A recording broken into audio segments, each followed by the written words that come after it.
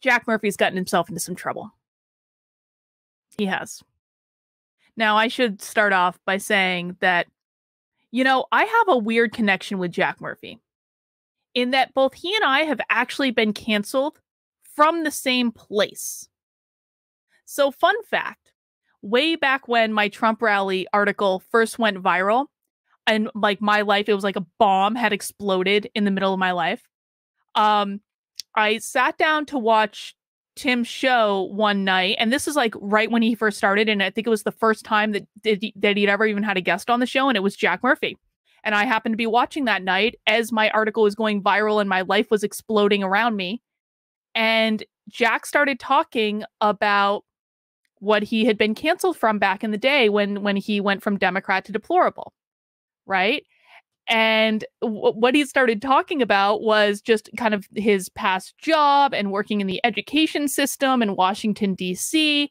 And he didn't say where he was fired from for that job, but I knew enough about what he was saying that I kind of sussed out that he was fired from one of my current clients, or a client that I had then, because I used to do work within the education system in Washington, D.C. And it was a client that I had done several training gigs with. It was a client that had promised me training gigs for 2020.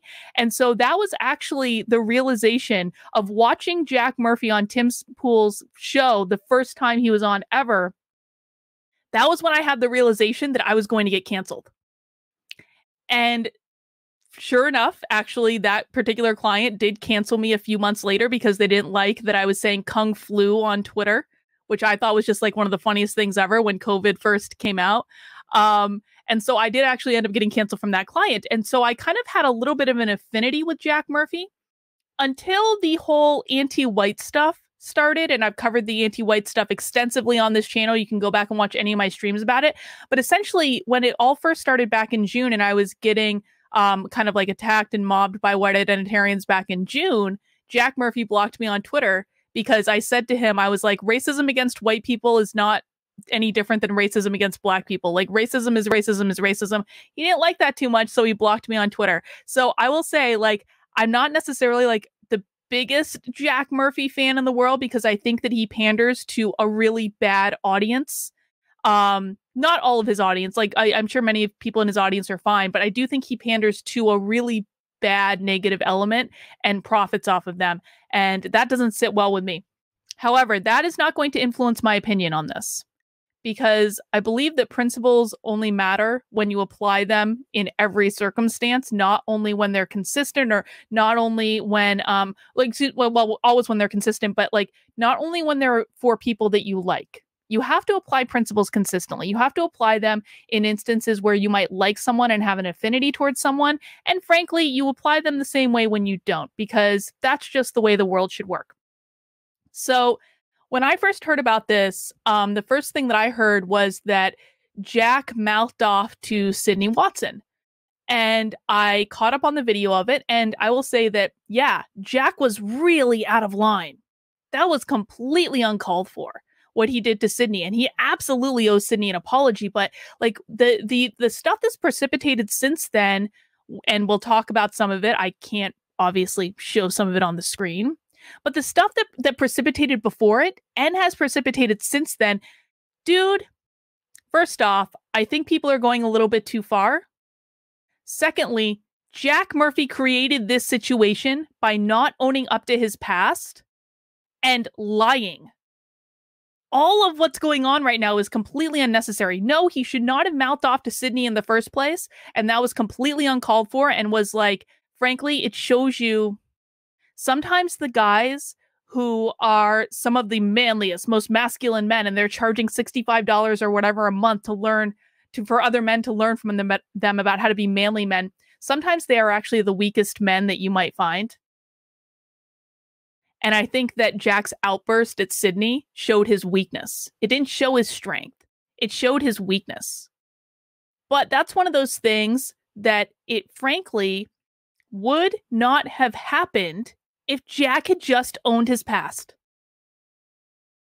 Because it's my understanding, and again, I have not watched all of the videos on this particular situation, But it seems to me that this whole thing started because Jack has written some stuff on the internet in the past that may be a little embarrassing to him today, and he didn't want to talk about it publicly. And that was his first mistake, is he got so mad that something he had done in the past had come back to haunt him. Listen, we all have pasts. We all have pasts. And I'll tell you what, most of us, if we're being honest, have done stupid things on the internet. Most of us have written stupid things on the internet. Most of us have posted stupid things on the internet, right? When something that you've posted in the past gets brought up, just own it. This was Jack's first mistake, is he was more angry. We're going to talk about the porn in a second. Don't worry about the, we're going to talk about the porn in conjunction with critical dominatrix theory, because that's like a whole other thing.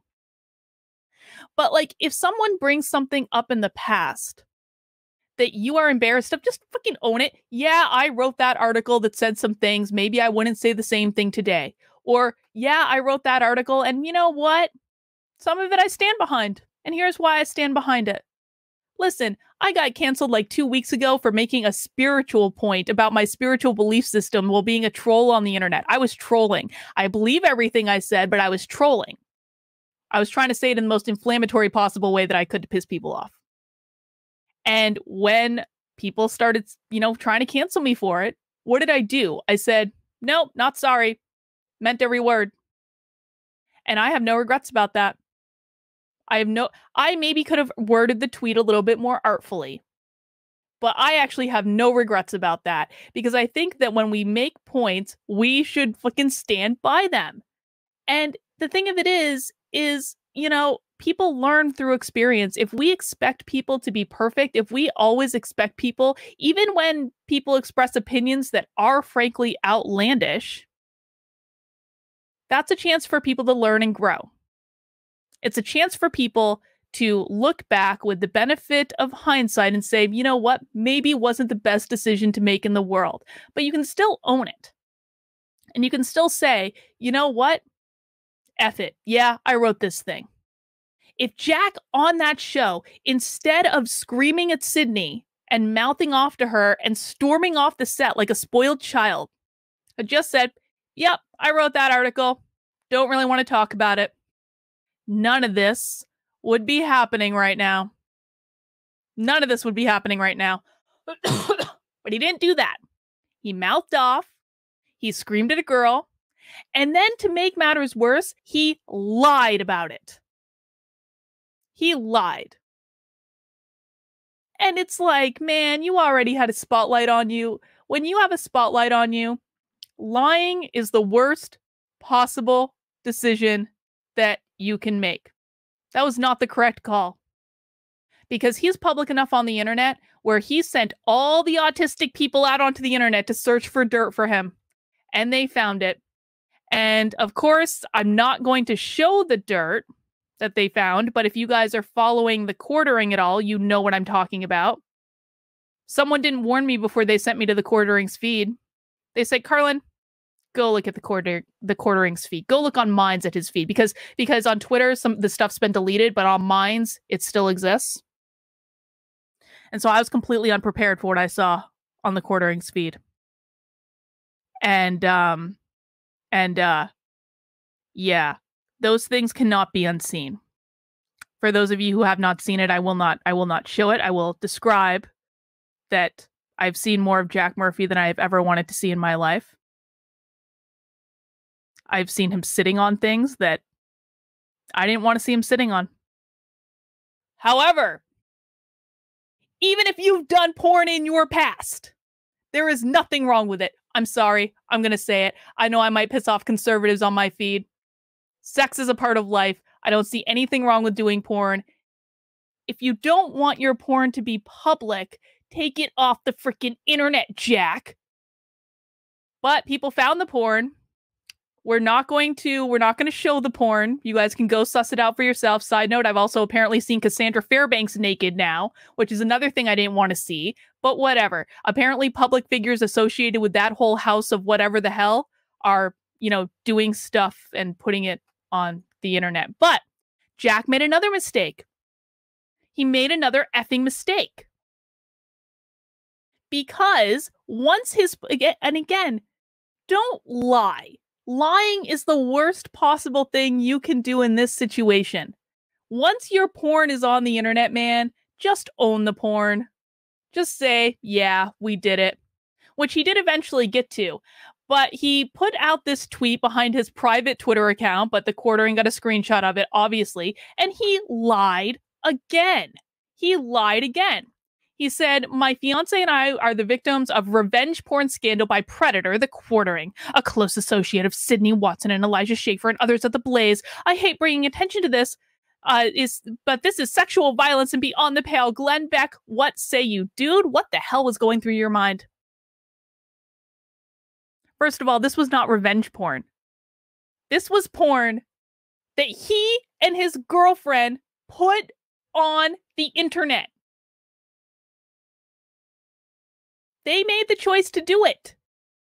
This is not a time to say, oh, I'm a victim of you big bad people on the internet, when, remember, he had an opportunity when he was originally on this show to just say, yeah, I wrote that article, whatever. He didn't do that. Then he went on Tim Pool and lied, and then this porn came out, and then he lied again and tried to tattle to Glenn Beck. Like, Glenn Beck doesn't have better things to do than worry about Jack Murphy's porn. This is one of the most unmasculine things you could possibly do.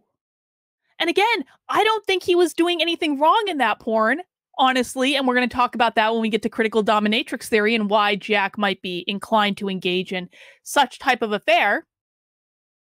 I don't think he did anything wrong. Porn is legal in this country. I'm sorry. It may not be the choice everyone would make, but I don't actually think, I think if he had just owned it and be like, yeah, my girlfriend and I did a thing, which he did eventually do later, but he didn't do that. He lied again, and he ran away. Dude, I think, and this is just my, this is my perspective, and obviously I've never been canceled for something like this, but if you're being canceled on the internet, running away and making your account private and hiding and issuing statements like this that are blatant lies, these are some of the worst possible actions that you can do. And apparently he was trying to intimidate other people to taking down tweets as well. Like, you've just got to let it ride, man. You've got to let it ride. Own your past. Your past has made you what you are today. There is nothing wrong with that. Whether you've done good things or bad things, or you've made mistakes, or you would do it again, it doesn't matter. Your past has made you where you are today. And if you just accept it and say, yup, that's part of my journey, and don't feel ashamed, then you're going to get off a whole lot better. But he didn't. He kept going. And apparently the quartering posted this online too, where he was trying to set up a war room against them. And it's like, dude, you got found out, man. So apparently Jack said this, guys, I don't know where exactly he posted this, but this was tweeted from the quartering's account. Guys, this war, and again, you know he's pissed off because he keeps missing words. My fiance and I, the victims, like, he's missing a word there. This war, I need help. He's missing a word there. I need someone to start a war room with people who are willing to do research. This guy posted revenge porn in my life. Wait, it wasn't revenge porn. It was porn that you posted on the internet. That's a crime. Nope, not when you posted it on the internet. He has incited violence against my wife. Dude, sex is not violence. Well, I mean, sometimes it can get a little messy. But a video of you taking it up the ass with something is not violence. I'm sorry. Sydney and Elijah have supported this and incited it. No, they didn't, dude. You went on their show and behaved like a teenager and yelled at her. Unnecessarily. Very unmanly. I need a room and people added if you're willing to help. So he's basically asking for people to do like opposition research. This is like the worst double down ever. If you're being canceled, write it out, man. Own up to it. Either double down or say, nope, I made a mistake, my bad. Either double down or bend the fucking knee. Choose one. These really should be the only options when you're being canceled, because ain't nothing good is going to come when you do something like this. And then he posted this. Now, if Jack had honestly, when the porn came out, honestly, if Jack had just posted this to begin with, if this had just been the position that he took from the very beginning, then I think this would go much better for him, to be honest. He posted this. He said, guys, there's more bad news coming out about me. I am sorry. After I got canceled from my real life job and career, things were dark. We didn't have any money coming in and there were no jobs at all. I was lost and desperate, so my fiance and I did cam porn at home. People paid us to fuck on the couch. We made thousands of dollars and had sex with each other. It is shameful, and I'm sorry that it's out there now. I don't actually think it's shameful, but okay, we'll gloss over that right now. And I am sorry you have to deal with it. I understand if this is too much heat for you guys, but this is it. This is the final washing, my final test. I have grown and changed so much since then. It was 3 years ago now, but the hate trolls have dug it all up and are going apeshit with it. My deepest apologies for any problems this may cause. I'm sorry. That's what he should have said from the beginning. Because to be really honest, I completely understand the position that he was probably in. He had lost his job. You need to pay the bills somehow. Maybe this was the best option he had for a quick influx of cash. Now, again, I'm not actually opposed to stuff like this. I'm not going to do it myself, but I'm also not going to judge other people for it. And guys, with other people in the chat are bringing up other elements of his sex life, like, you know, his wife or fiance or whatever having sex with other people. Dude, people do weird things in bed.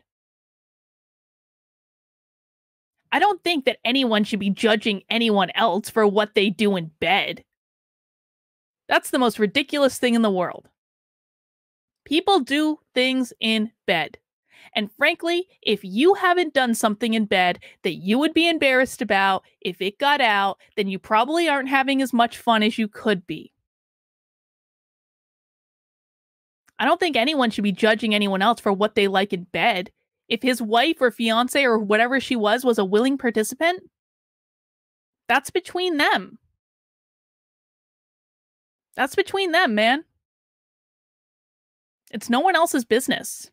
The very last thing that we should be canceling someone for is what they like in bed. The very last thing. Now, let me see. Let me go back to my Twitter. Sorry, I should have had this pulled up. I didn't. Lauren Southern had a good take on this situation, and it was actually more or less my position on it. Not that. Oh my goodness. I tweet way too much. I do. I tweet way too effing much. Where the hell is it? Give me one sec, guys. Because I thought Lauren Southern's take was really actually very good.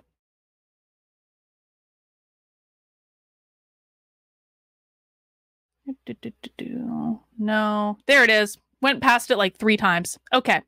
Here's her take.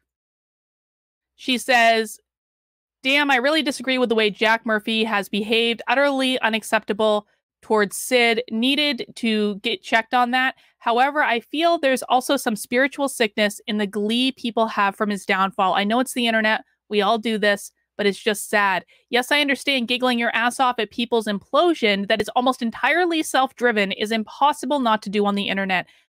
I just also think everyone's going to meet the guillotine one day for one reason or another. Just be ready for yours. I absolutely agree with her on that. I agree. I think that the call out regarding how he spoke to Sydney was merited. I also think all the rest of this was an entirely self-created problem that Jack could have avoided had he just owned up to it from the very beginning. Had he just owned his past and said, yes, that's my past. I'd do the same thing again today, or I wouldn't do the same thing again today, but that's my past. I do think that the feeding frenzy going on around it is a lot. I mean, Jack's going to have very real problems moving forward with all of this, and maybe some of it's merited, but I also think that I don't think we should be canceling people for what they do in bed. I think that that's ridiculous because almost every single one of us that has a healthy sex life has done weird shit in bed. And if you wouldn't want to be canceled for the weird shit you've done, then why are you doing it to someone else? So that's what I mean when I say I'm probably going to be a lot nicer to Jack than people might think, because I think a lot of this is just, it's revelry. And the way that people are getting excited about this, the way that people are engaging with this. Yeah, it's funny. Ha ha. Got to see him sit on a dildo. Wasn't expecting that today. But the glee over it is a bit much. And the posting stuff everywhere on Twitter is a bit much. Because if it can happen to him, it can happen to any of us. And trust me, that's not a mess that you want coming down on your head. But I do think it's funny. I do think it's funny. In the context of something that I've actually thought about for a long time. And that thing is critical dominatrix theory. You guys want to know? You want to know how I can explain why a guy who literally teaches men how to be masculine men, why, like, people pay him a lot of money for that, man. How can you reconcile the guy that literally tells men how to be more masculine and manly with the fact that there's now pictures of him sitting on a dildo on the internet? How can you reconcile that? Well, let me introduce you guys to critical dominatrix theory. So, those of you who are regular viewers on my channel, and some of you might not be regular viewers, you might just be here for the spice. But those of you who are regular viewers on my channel know that I think that life is all about balance. Everything in life is about balance. If we are hard over here, we're going to need to balance that out with some soft over here. Now, my experience, and I have a lot of experience as an executive coach, coaching people in very high-level, powerful positions. My experience tells me that when you are in a high-level, powerful position, all day, every day, you're in control of people's lives, you're making big decisions that cost a lot of money, you're going to need to balance that high amount of power on this end with maybe some submission over on this end. Because life is about balance. If you're powerful over here, you probably might be getting tied up in the bedroom over here. This is something I've seen bore out over and over and over again. People who are powerful in real life, generally one of the best ways to balance out that power, and quite frankly, to make you more powerful in real life, is to maybe take it up the ass with a sex toy in the bedroom. Thus the basis of critical dominatrix theory. If Jack Murphy is running around in his real life acting like the most manly man that has ever existed, then that's going to need to balance out somewhere. And to be quite frank, the bedroom is actually a place where we can balance this stuff out. And, you know, pro tip, if you want to be more powerful in your real life, then maybe playing some games with the partner in which you are submissive will help you be more powerful in real life. But the flip side also works. The reason I wanted to talk about this is there's this article that I love. I know it's on the Huffington Post, but it is actually a pretty decent article. And I'll put this, let me chat this in. I will chat this in on YouTube and on Locals, and let me put it on Odyssey, and Rockfin too, because I am broadcasting there as well. Oh god, hang on. I've got a whole thing going on here. Okay. So I love this article because what this article is about is a woman who basically she became a dominatrix because she wanted to do a documentary about dominatrixes. So she ended up becoming one so that she could befriend different dominatrixes. And in the process of becoming a dominatrix, she actually ended up being more powerful in her real life because of it, because she was a little bit more mild-mannered and maybe a little bit more, soft-spoken in her normal life. But then she got to go to work as a dominatrix and find the powerful side of herself. And I just want to read a couple things because I really don't think, I think probably one of the worst things that I've seen with the whole Jack Murphy canceling is we're canceling people over sex, which sex is like, I'm sorry, it's like one of our natural instincts. There is nothing wrong with sex. There's nothing dirty about sex. Sometimes people abuse sex in different ways, and that's a different thing. But for the most part, if you're consenting adults, who the hell really cares? Now, I don't want to see you naked on Twitter when I am unprepared mentally for that site. But mostly, who cares? I want to read this section of the article. She said, after she'd become a dominatrix, more importantly, I felt in total control of my body. Mistress Cassandra was powerful, unapologetic, vicious, sweet, innocent, dirty. When I was her, I could be anything I wanted to be. And I didn't have to explain myself to everyone. Not only that, but this newfound power and confidence in myself was celebrated, respected, and very well compensated. Sometimes it's okay to use the safety of the bedroom to play with power and control and things like that. And believe it or not, that's going to help you in your normal life.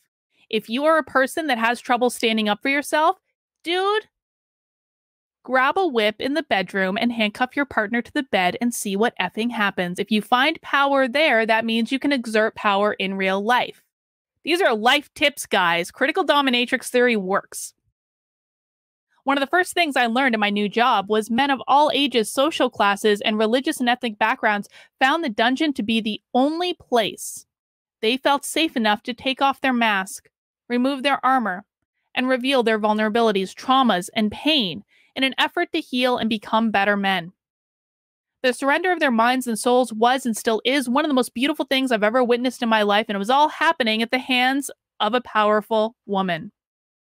She goes on to talk about the fact that she was a dominatrix for 10 years because in this job, she could find power that she didn't know she had.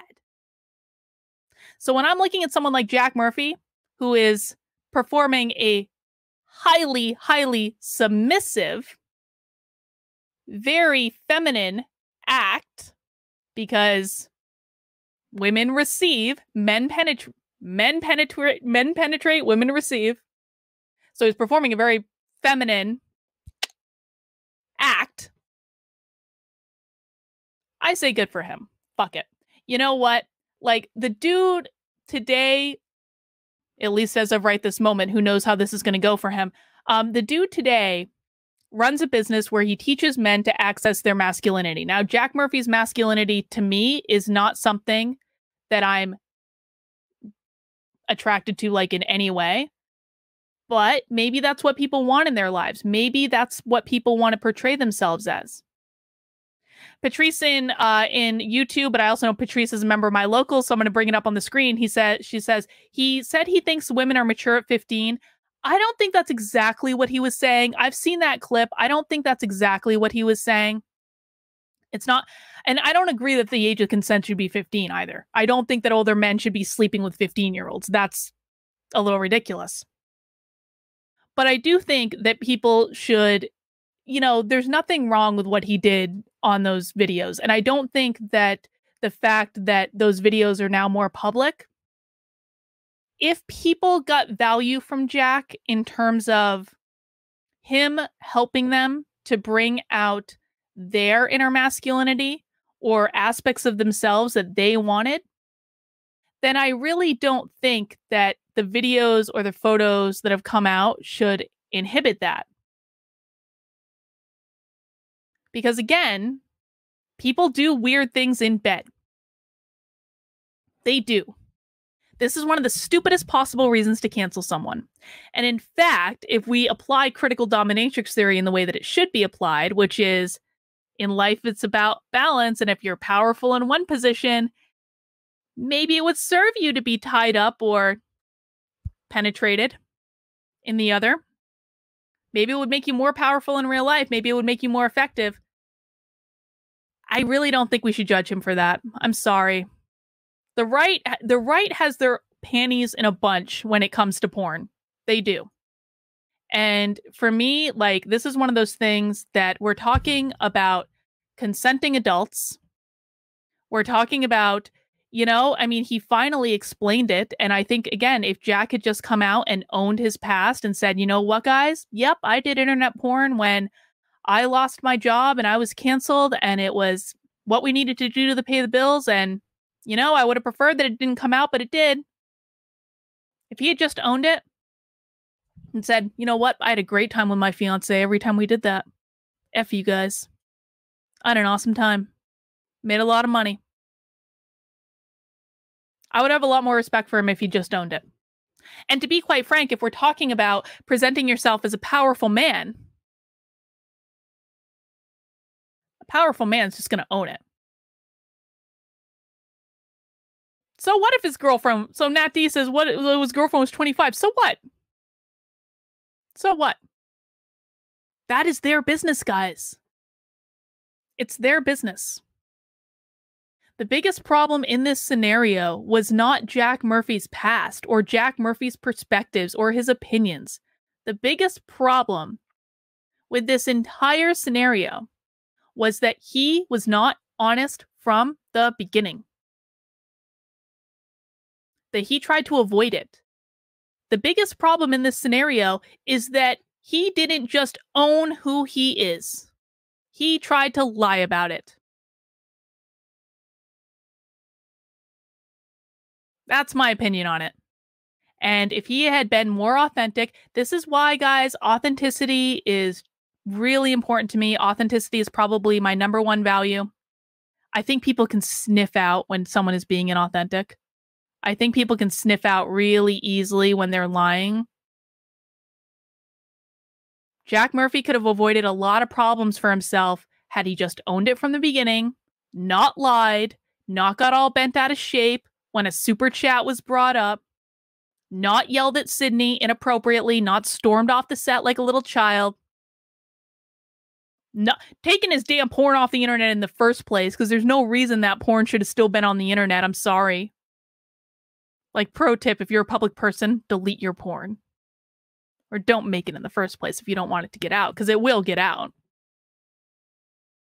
But the biggest part of this is the lying. It's not the porn. It's not the dildo. It's not any of it. It is the lying. So that's the lesson I think that everyone should take. If you've done things in your past that you're embarrassed about, just own them and accept them as a part of your journey. I actually would go so far as to say it is deeply impressive that Jack went from being canceled and having no money, being so desperate to pay the bills that they did porn on the internet, and then built up a successful business, helped the people he was coaching, because I have to assume that he did help them on some level. I don't know exactly how his program works, but I do have to assume that he did help the people that are in his program and paying him money on some level. So he's helped some people. He's built a business. He's built a brand. He's got a platform. He's done all of this stuff. Dude, I think works actually pretty hard. All of that's really impressive. And even though he's not necessarily someone that I would hang out with, I have to say that I find the vitriol around this whole thing as though every single one of us doesn't have a checkered past. I find it all to be a little bit much. I do. People should not get this much joy in destroying the life of another person. Regardless of whether I like that person or not, whether I like that person is immaterial to this position. People should not get this much joy in canceling the life of another person. You know, I've been in the coaching industry for a while, and that's what Jack Murphy was doing with this little masculinity thing. He's coaching. I've been in the coaching industry for a while. And one of the things I know about coaches is many of them are imperfect in their real lives, myself included. But just because you are imperfect in your real life does not mean that you can't help other people. It does not mean that you can't help other people to find their inner strength. It does not mean that you can't help other people empower themselves and lift themselves up. And maybe that's what he was doing. And I think it's a shame if there are people that he has helped in ways that they appreciate in their lives. I think it's a shame that he's being canceled over effing porn when it all could have been avoided.